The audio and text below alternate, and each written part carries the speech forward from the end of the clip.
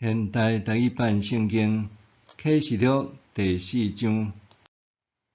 后来我阁看见天顶有一个开的门，我有听见迄个头一遍对我讲话的声，亲像喇叭在响，讲：起来食，我要指示你以后一定会发生的代志。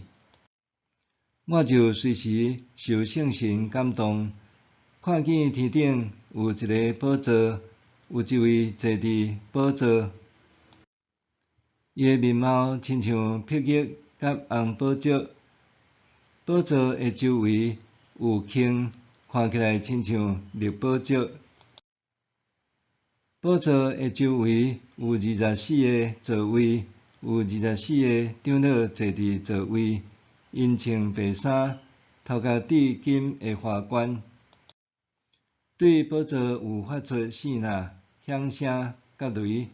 伫宝座前有7支点倒的火把，就是上帝的7个神。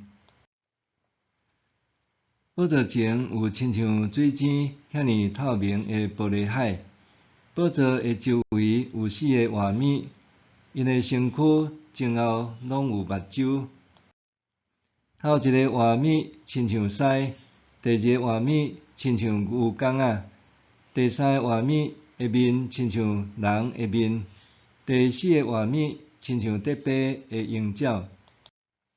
这4个画面，逐个拢有6支翅，周围甲内面规身躯有真侪目睭。因暝日无停在唱，圣哉，圣哉，圣哉！全能的主上帝，过去存在，现在存在，将来嘛存在。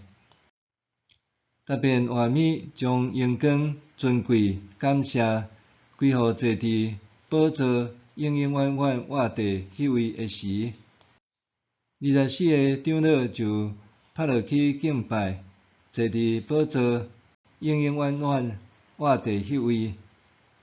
因将花冠迄伫宝座前，讲：阮的主，阮的上帝，你应该得到荣耀、尊贵甲权能，因为你创造万有，对你的旨意，万有受造成全。